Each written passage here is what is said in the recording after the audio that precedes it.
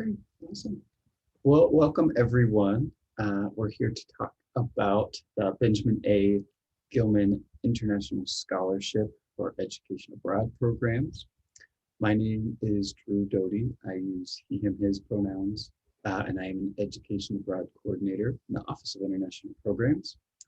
I regionally advise students in our office who are interested in going on programs in Oceania, which includes Australia, New Zealand, the South Pacific, and I also have probably about 10 staff and faculty-led programs, and those take place all over the world. But today, we're really excited to talk to you about the Gilman Scholarship, which hopefully is going to help you all make your education abroad plans come true. And then I want to introduce my colleague, Cindy. I'll let her introduce herself, actually. Sure. My name is Cindy Maris, and I'm also an Education Abroad Coordinator, but in the Office of Financial Aid. So I would love to speak with each and every one of you, and I recognize a lot of your names from having already been committed to programs. But we talk about how your financial aid can work for your Education Abroad programs, talk about any additional scholarships you might be eligible for, and just in general explain how the financial piece of the process works. So very much love partnering with Education Abroad and partnering with you to make these dreams a reality. So thank you for being here today. So thanks for presenting with me, Cindy. All right, I'm going to close my video off while we go on to the next part, just for broadband availability. No worries. So just a couple housekeeping things before we begin. We'll ask that for the majority of our workshop today, if you'll please keep your microphone muted. And that if you have any questions that come up while we're presenting, please just post them in the chat for everyone to see. We will be stopping halfway through and then again at the end of our presentation to answer questions. But if it's a quick one, one of us will be able to respond to you in the chat as well. The other thing, this is a workshop. Later in our presentation, we are going to ask you all to engage with us for part of this. So please, we hope that you will feel comfortable in this space to share a little bit about yourself and to engage with us here. This presentation is being recorded and we will have it posted to our Education Abroad YouTube channel afterwards so that we can share it out as a resource to other students who aren't able to be here today. Otherwise, on our agenda, we're going to first introduce you to the Gilman Scholarship, talk to you about eligibility requirements, and some of the logistical details of it. Then we're going to move into how to create a really strong application, talk to you specifically about crafting really strong essays for your application. And then we'll wrap up with some of the additional resources that you might utilize while you're preparing your application for the Gilman Scholarship. All right, so without further ado, we'll move on and I'll pass it over to my colleague Cindy. All right.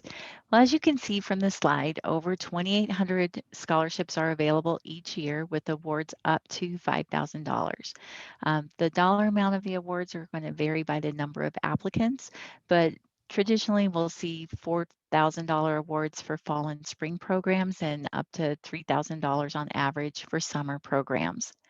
If you're interested in an internship or a service learning program, that's a special area of interest for the Gilman Scholarship. And so that will give you a competitive edge. You especially want to play that up. And we'll talk a little bit more in essay questions about how to highlight what it is that you want to gain from that experience and why you chose that experience. But just know that those programs are especially of interest to the Gilman Scholarship program. Some of you may be Gilman McCain Scholarship eligible. Those awards are straight up $5,000, which is super nice. these awards are only for undergraduate dependent children of active duty service members. So it's really challenging to find that population of students. So if you know somebody who might meet that criteria, please let them be aware and help them be in contact with me. Students need to have accepted some form, and when I say accepted, I should say receive some form of federal aid at the time that their application is complete. And so I really want to meet with those students and make sure that they're eligible for this award prior to them submitting their application. Another separate piece of the Gilman Scholarship is the Critical Need Language Awards. Those awards can be for up to $8,000 for students who are studying one of these specific critical need languages in an area where that language is spoken primarily.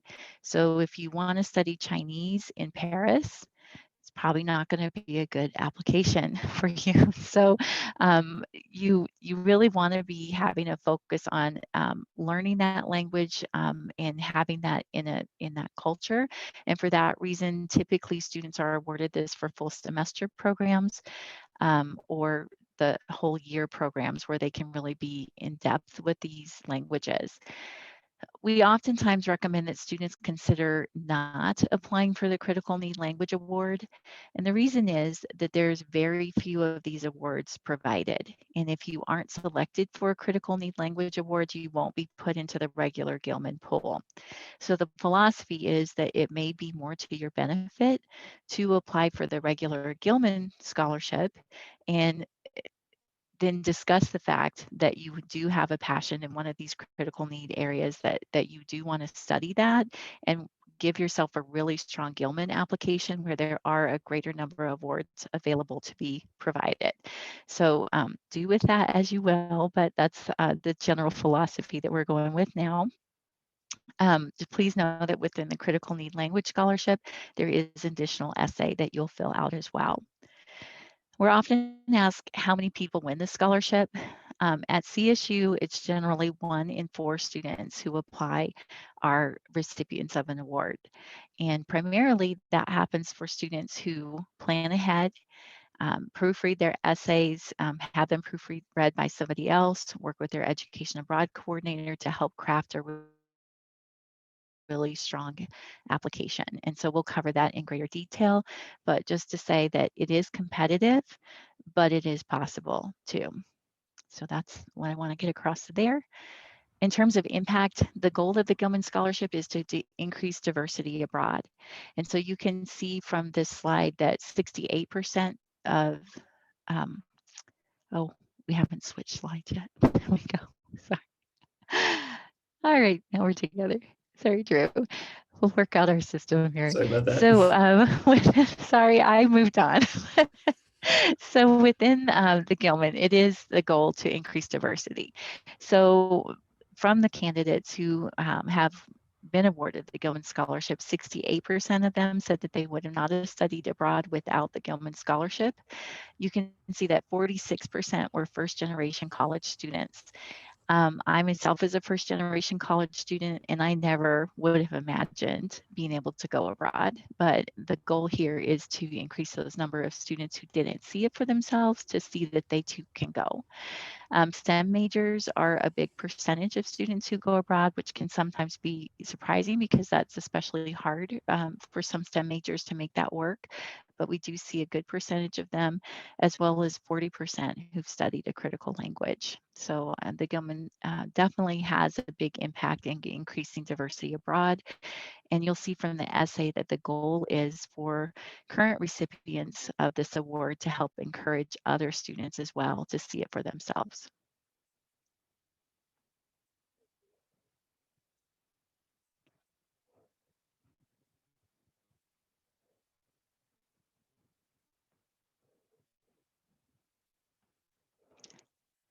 All right. So you can see that Gilman's impact at CSU and different students who've studied in different areas where we talked about the language being one of the factors of program award winners. We have a computer science major who studied in London, can see apparel and merchandising was another recipient who was studied in Paris. So all of these here are different examples of students at CSU who've been impacted by these awards. Some of our affiliate providers, which you may have heard about, their partner providers, in addition to you requiring a Pell Grant to be eligible for the Gilman Scholarship, you'll see that there's also a Pell Grant match from many of the program providers that we have.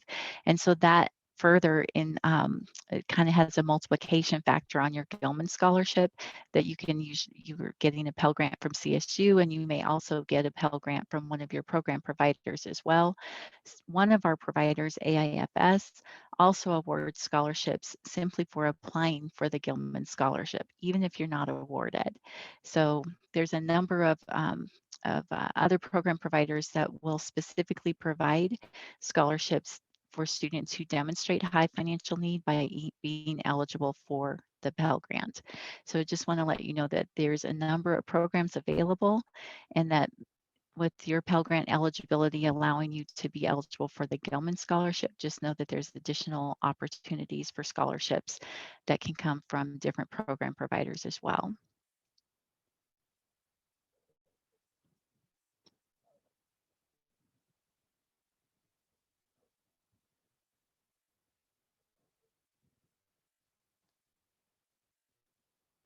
All right, once I get my slides figured out, I can start talking. All right, so as Cindy mentioned, one of the criteria to be eligible for the Gilman Scholarship is being eligible for the federal Pell Grant, but there's a few other criteria as well. You must be a U.S. citizen, you must be an undergraduate student, you must be applying to an education abroad program that you will receive academic credit for. The country that you're hoping to go to must not have a travel advisory over level 2. With COVID-19, there are some additional kind of caveats to this one. Essentially being if the country that you want to go to is currently listed above a level 2 travel advisory, because of COVID-19 only, you may still apply to the program in that country and for the Gilman Award. The caveat here is that 1 month prior to departure, that travel advisory will have to be down to a level 1 or 2, or you will not be able to use the Gilman Award for that program. You would have to defer it to another term.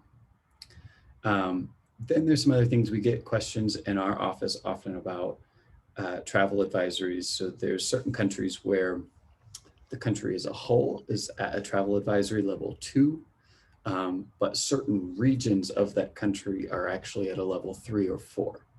That's okay according to the Gilman website.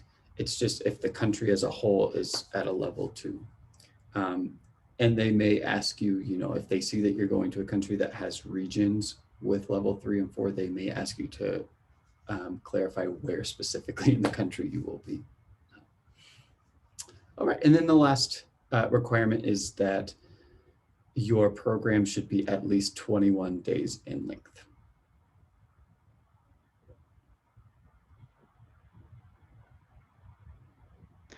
All right, moving on to the how do I apply part. So the application is on the Gilman website, which I have to say has a ton of resources on it as well. So it'd be good to take a look at that ahead of time. The first step is to identify your program and to have an application on file within the Education Abroad office through the My Ed Abroad portal. Drew, I'll just ask, do students need to be committed to that program? I think it's just a matter of having an application on file.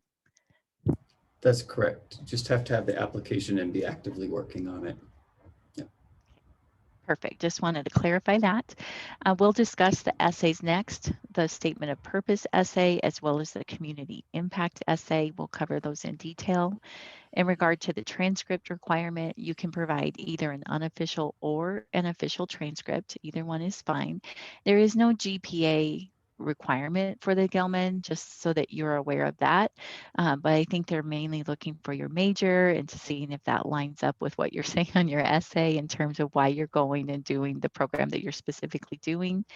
You do not need to provide any letters of recommendation. So just be aware of that. So that's they make it pretty easy to complete this application. The last step is to have advisor certifications. So there needs to be an advisor certification from both the Education Abroad Office about the program that you're participating and the facts of that program in terms of term length, and also from the Financial Aid Office, where we certify that you are in fact eligible for the Pell Grant. We do get notified immediately after you submit your application that you have an application on file, and we do know that we need to complete these certifications within a week after that deadline. So you don't need to send us emails. We're already getting one, I promise you, and we want you to win this award. So I promise you that we will get your application certified in a timely manner. So definitely want to see as many CSU scholarship recipients as possible in that regard. So the next step is the next question that comes up is what makes a strong application? And so we'll go to that slide. Sorry, it's not wanting to move for me. All right. Well, technology, right? So, so I'll talk and then we'll catch up with this slide. So, how can I make sure that I have a competitive application? That's the first and foremost question that students ask. And the first thing that they need to do is simply make sure that they're meeting the eligibility requirements. So, as Drew mentioned earlier, the program has to be 21 days long, not 20 days and 1 day for your flights. If the program needs to be 21 days long, and it needs to be in a country where the travel advisory meets the criteria. You have to be meeting the federal eligibility of receiving the Pell Grant, and just know that the Gilman Scholarship program will not make any exceptions. In regard to that Pell Grant requirement, you need to be eligible for the Pell Grant either at the time of the application, which we're in the 2021 academic year right now, or at the time that you travel abroad. And so if you're traveling abroad for the 21-22 academic year in that time frame and you have a FAFSA on file, as long as they can see that you're eligible for the Pell Grant either this year or next year when you travel abroad, then you'll meet that criteria. The next thing is that students need to address why they chose the country and they did and how specifically that country meets their goals. So selection panelists need to get an idea of the student and the impact on the students. Panelists only have the information the student chooses to tell them. So please make sure that you disclose how you meet the diversity criteria. That's one of the key reasons that this scholarship is offered, and address any academic challenges or other challenges that you may have faced. But the academic challenges specifically may be visible on your transcript. Don't leave them guessing. The main thing, again, is that they're not looking for GPA, but if you have something that might be concerning, you'll want to address that within your essay in terms of what happened, how it's resolved, and how you know that you're going to be successful in this program when you go abroad. It's important that students take the opportunity in their essay to really demonstrate who they are and why they want to study or intern abroad to get across their passions and interests. A student who just says that they want to go somewhere is not as compelling as a student who talks about their impact of their proposed program, both on their life and their career plans. So having a good follow-on project is key too, and this is probably one of the hardest parts, I think. The best project proposals are ones that students are excited about and that they use their interests and passions to plan. We encourage students to give information about their project and talk about how they're going to use their project to reach out and encourage other students to study abroad and to apply for the Gilman Scholarship in the future. A common error that occurs too often is that students do not have their essays proofread. We tell students to find an advisor, professor, a writing center, anyone who is willing to read over their essays for grammar and spelling and content. So the extra steps to proofread, make corrections for clarity and conciseness ensures that your essays are easy to read and that the panelists are going to be able to know you and to want to root for you to be able to participate in this program. So lastly, you have the opportunity to review your essay, your application before you finally submit it. Take time to check for accuracy regarding all information that's been provided. Putting the wrong information could cause your application to not meet eligibility requirements before you even are considered. So you want to make sure that you follow up and look at the details and make sure that you don't go through too quickly and make a silly mistake that could cause you not to be considered. These are simple steps and they work best when you start the process as early as possible. So don't wait till the last minute to get this submitted because it's too important. It's worth too much money and we want you to give yourself the best possibility to be awarded. And that's all I have for that one.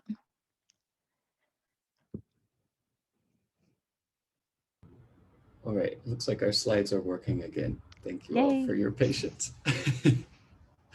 All right, so the first thing we're going to talk about the first essay. And the first question we'll go over is your statement of purpose. You're going to have a 7,000 character limit, which is going to be about 1.5 pages in text that you can write. And your statement of purpose, this is really like a personal interview on paper. This is how the readers of your application are going to get to know you and why you want to go on this program. In your statement of purpose, it's really important that you talk about the impact of what you perceive the impact of study abroad will be on your academic goals, maybe your professional goals, as well as your personal growth. It's also really important that you talk about how the Gilman Scholarship is going to help you accomplish those goals and why. From there, you will want to talk about why you selected the program that you did and the country that you're hoping to go to. So those are two really important factors for this essay. While you're discussing all of that, you may want to discuss what inspired you to study abroad and some of the challenges that you may currently be facing or are going to face as you prepare to go abroad and while you're abroad. Things like family obligations, work obligations, maybe you have health, or maybe you have a disability that could impact your ability to do this program, things that you're going to need a little extra assistance with. One thing to note here is that all students who apply to the Gilman program have financial need being Pell Grant eligible. So it's okay to talk about your financial need, but you may not want to spend your whole essay talking about that as your biggest barrier, because that is in some ways implied as a part of your application. So rather, you might want to focus on the challenges that having financial need have created for you. Another thing you might talk about is some of the knowledge and skills and experiences that you have that you think you might also gain from this kind of program. And then, so before I talk too much about this, let's go in and let's look at the first question for your statement of purpose, and then we'll see some examples. Like I said at the beginning, this is a workshop. And so when I start to show you the examples, I may call on the crowd to help us kind of critique some of these examples so that we can, as a group, break down ways to make our essay stronger. All right, so our first question, why do you wish to study or intern abroad? And what factors led you to this decision? What do you hope to gain? And what do you think the impact will be on your experience abroad? All right. So here's our first example of a student essay answering this question. I'd love to hear, you can either post in the chat box or you can just jump in on video. What are some ways that you think this example might be stronger? Ways that we might change it a little bit to help add some value to it, help it stand out amongst other applicants. I'll give you a few minutes to read through it.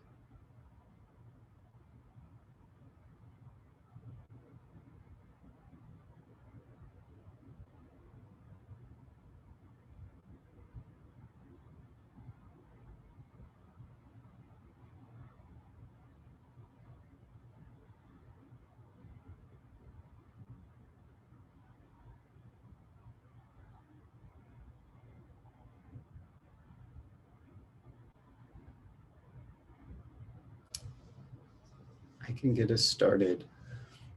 My first impression of this essay is it's fine. There's nothing inherently wrong with it, but it's not necessarily specific enough that it stands out to me as a really strong application. One of the first things I notice in it is that in the first sentence, the student writes, "This trip to Italy."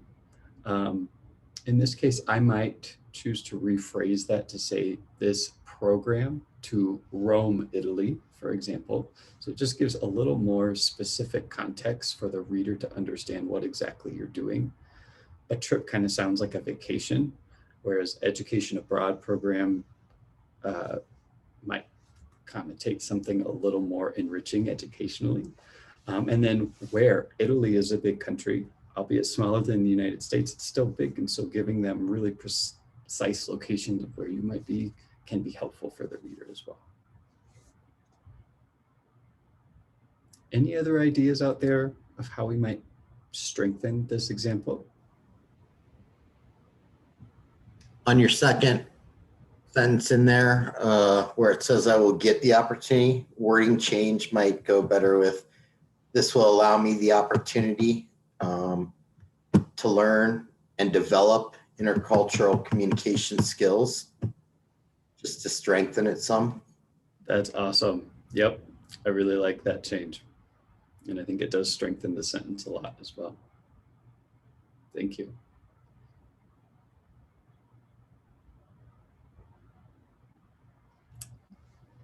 All right. Where she talks about a social worker's career, it's kind of vague. It's not specifically saying that she is going to be a social worker. It's just talking about a social worker. And then she goes on to talk about the classroom. So it's a little bit, maybe she could have added some more details and been a bit more specific there. That's right. Exactly. Maybe make it more personal, like explaining that she is studying to go into social work as a career, something like that. That's awesome. Thank you. I see in the chat from Andrew says the writing style could flow better, allowing the two sentences to connect. It could use more passionate diction to show enthusiasm. Yes, I agree. Thank you so much, Andrea. That's a great comment. I'm going to move on to our second example for this question. It's going to be kind of just an enhanced version of this first essay. And you can see some of the things that we've already discussed were addressed here. Doesn't mean this doesn't have room for improvement, but you can see it might be just the next level up from our first example. Give me just a few minutes to read it. And if anyone has any comments, no need to jump in if you don't want to, but if you have any thoughts on this version of that first example, feel free to type them in the chat or jump in on video.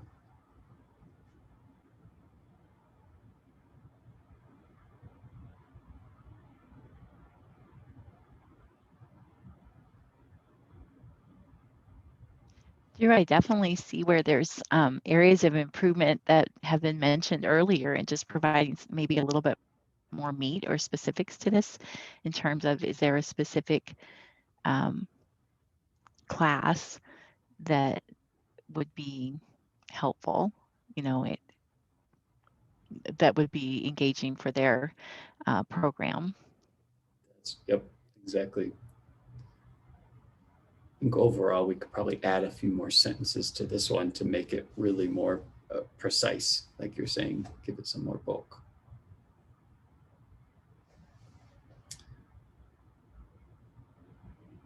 All right.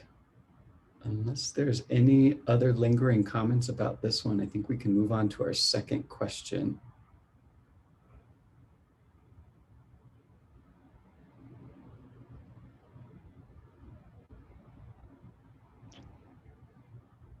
Okay, for the second question, it says, describe your study or intern abroad program.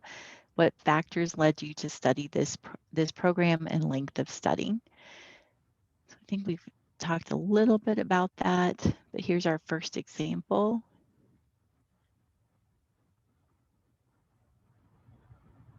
Anything stand out to you in regard to this essay?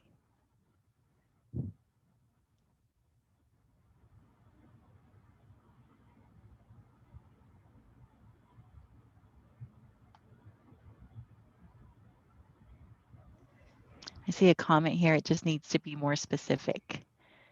So And definitely. I'm seeing it's kind of a rundown of kind of facts and nothing super personally implied, kind of like, you know, it's almost like an itinerary. It doesn't necessarily apply. I don't know how this would help or not help or what it does for this student who's applying, if that makes sense. I think that's a good point, Rachel. Thank you. It also doesn't explain why they chose the program. Exactly. Given what the core question was, it did just say describe your study abroad or intern program and what factors, but right, there's none of that provided within this specific example. And also with the time of like 5 weeks, they didn't say like why they chose 5 weeks to study there and how the 5 weeks would be like beneficial to like their program. Mm-hmm. That's a good point.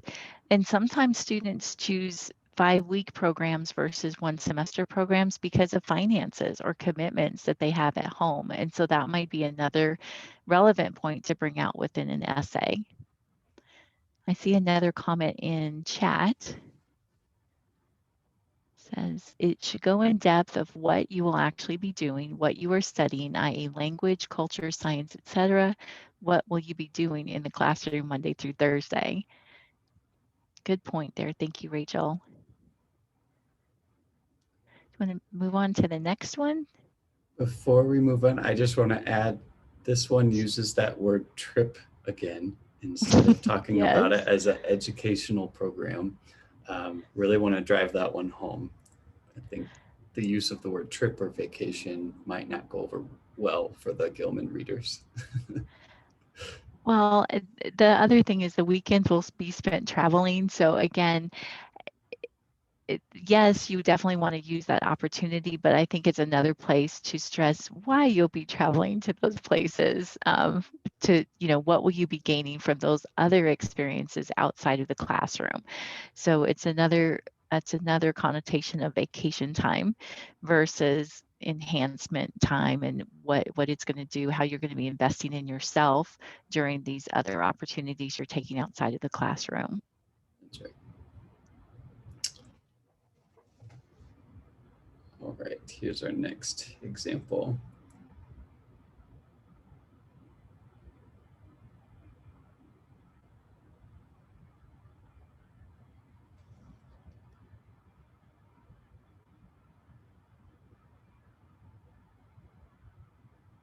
Are we getting better here? Looks like a little more detail in this one.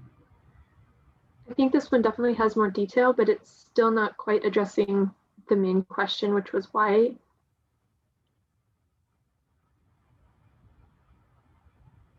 That's right. Oh, so, I see Julia. More. I saw Taylor had a comment, more details about what field research you were doing. And then Julia says a T after communication is capitalized when it shouldn't be. That's a good, unless they wanted a period there. That's a good point. What will they be learning in the classroom from Sierra? What are they studying about? So this, I think, goes back to that earlier slide. Sorry, we missed it, but all of these are good points too, in terms of specifics and to really bring the reader to where you're going and why you're going there. There was a question in chat, why a 3-credit course? This might be For this referring one. to a short-term, like for example, we have these CSU faculty-led programs that may be shorter and you're actually just taking one class for it. Those tend to happen over spring break, fall break, summer break, things like that. So, and oftentimes are 3-credit courses. I'm with you, Taylor. As a financial aid person, that's a lot of airfare for a summer, program. It would be nice to stay longer, but in reality, sometimes people's academics, especially for STEM majors, they may be too lockstep in a fall spring that they can't put in an education abroad program during those full terms. So sometimes this 3-credit program in the summer might be their only opportunity to travel abroad. And it's the same as it's a question in your mind, it might be a question in the reader's mind too. So if they can explain why they've selected this summer program potentially over a full semester, that's another area for them to highlight the reason that they're doing this. And that might be a persuasive reason to the reader to award this student over another one. Cora said they need more passion for the program and not just laying on facts. And that's right. And one of the key elements that I've heard in essay review is that if anybody could make the statement that you're reading, what does it say about you? And so I think one of our other commenters has noted, where's the passion, where's the personal part that ties you to this program and to being an award recipient.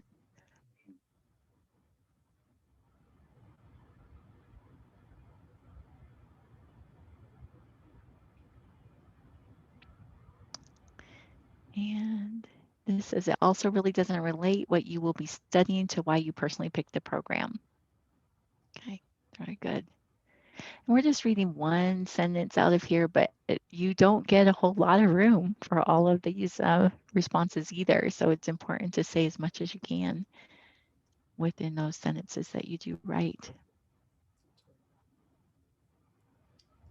All right, shall we move on to the next question? That sounds good. All right. All right, next question. Are there any distinctive components to this program beyond coursework that will impact your overall learning experience abroad? All right, first example. I'll give you a couple minutes to read.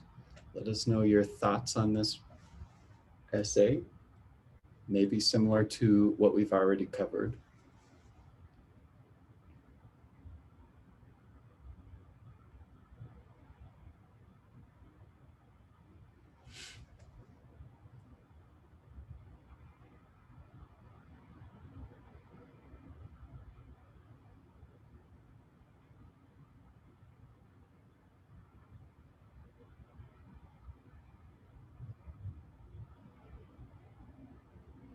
Some of the things I'm curious about with this example, I'd love to know what kind of service the student will be doing in the Oman community. I'd also love to know what they will be doing as a part of their internship. What's the job that they'll have? And then same thing for the volunteering. That's awesome. What kind of work will you be doing as you're volunteering? Is it with an organization in the local community? Is it through your education abroad program? Things like that. Those details are really important for readers to understand what you're hoping to do.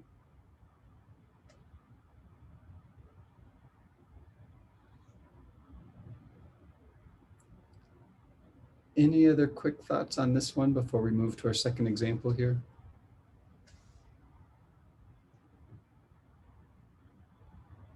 All right. So Cora has one. Oh. It just sounds like they've been showing how much they will be doing rather than what cool aspects the program offers. And I think it goes back into a little bit more detail. All right, Sierra, we'll send, one person has to go now. We'll go ahead and send a copy of the video to you or link to the video to you later on. Absolutely. All right, I'm going to move us on to our next example for this question. Give you a minute to read it.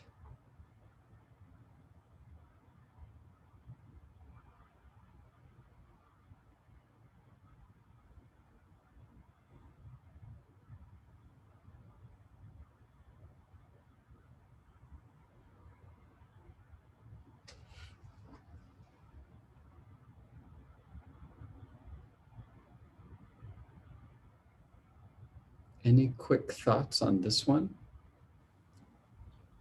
Honestly, I would feed into developing relationship with the host family more and learning throughout interactions of everyday experiences instead of discussions about. Yep. That's great modification. I appreciate that.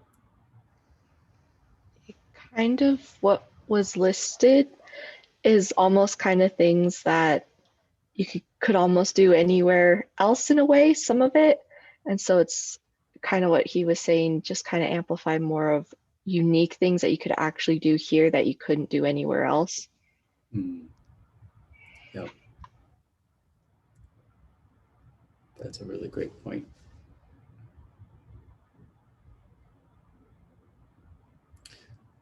Reading this, I don't think it's a terrible example.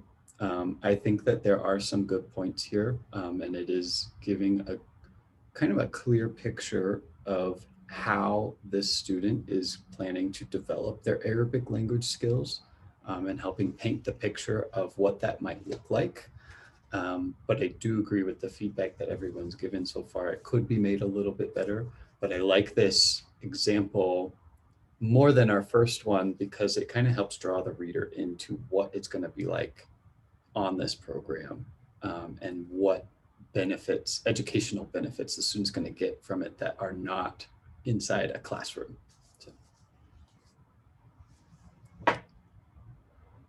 All right, I think I'll move us on to the next question just for the sake of time here. All right, for the next question, we talk about challenges. What challenges, if any, did you face in your decision to study or intern abroad? How did you meet these challenges, and what impact do you foresee them having on your experience abroad? We recognize it can definitely be challenging to allow yourself to be vulnerable enough to share these challenges with the reader, but that is how they'll get to know you through the words that you write and how they'll choose to invest in you. So again, Drew mentioned that everyone who is applying for the Gilman is Pell eligible, so financial need is definitely one aspect that is going to bring challenges, but there may be other either visible or invisible disabilities or family concerns that you also need to overcome. And you'll want to address not only having those challenges, but how you're working to resolve them in order to have the best experience possible while you're abroad. So we can look at a couple examples here and see how that's been addressed. And tell me what you think about this essay, if you don't mind sharing.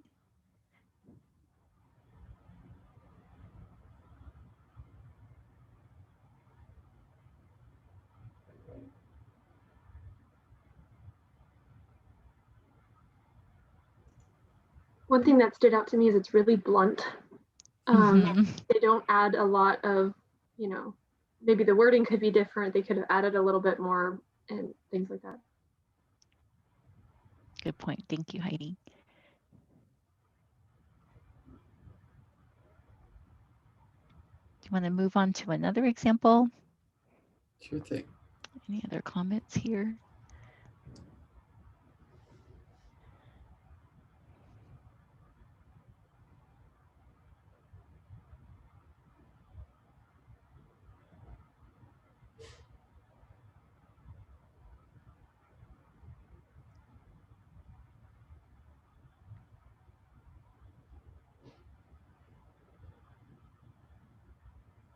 One thing here that I might mention is just the need for more specificity, as we've talked about earlier. And as you were talking about planning for how to fund this academic experience, that's awesome, but it might say meeting with my financial aid counselor, doing a fundraising website, where one of our programs is called Beyond Scholarships, where we learn about using GoFundMe or Fund My Travel. And so providing some more specifics might bring the reader into this more and know that this student really is doing the best they can to set themselves up for a successful experience abroad as well. Any other comments on this one?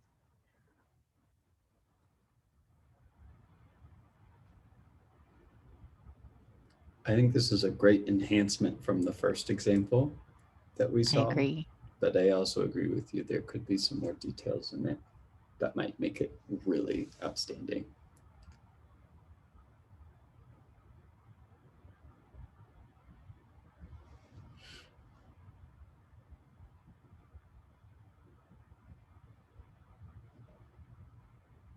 And I like how it brought out, the first generation aspect. So this truly is, it helps us know that it's a student who's navigating systems kind of on their own. So that gives a little bit more detail and personality to the writer as well. All right. Let's move on to the next essay.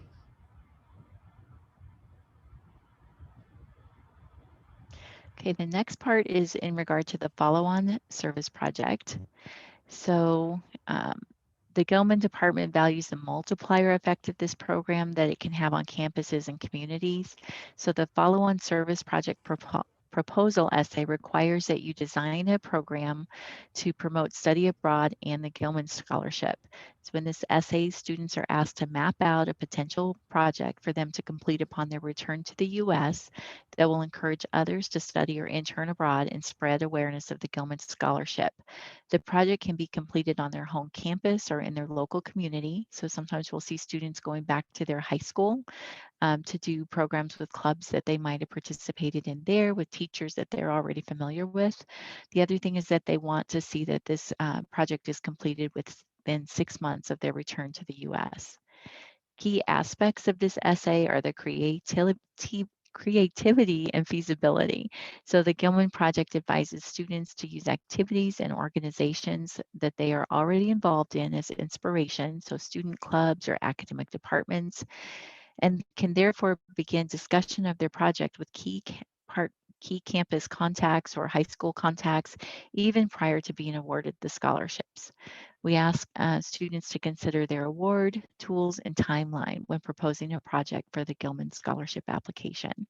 So just like a lot of things when you're writing an appeal or a proposal, it's better to say, I have made contact versus I will, or I think that versus I found that. If you know that there's a fair that's happening, say our Education Abroad fair that happens once a year in September, I think, if that's a certain aspect of campus life that happens on a regular basis. So any kind of specificity that you can provide is really going to help you in this essay.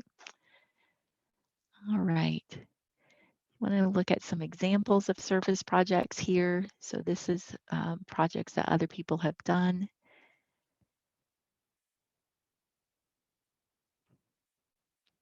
That have been successful.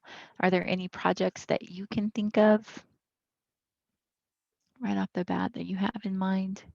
This may be the first time you're hearing about this follow-on service project idea. I really like the idea of going back to your high school. I loved my high school, but some of these things, like, I don't think I would have ever even thought about studying abroad, when I was there. So maybe this is something to just, you could go talk to them and make them aware of it, have them start thinking about it, we can start saving for it. It's a great idea, Heidi. I really like the thought of taking that back to high school and just opening the eyes to the potential of that right off the bat when they come to school.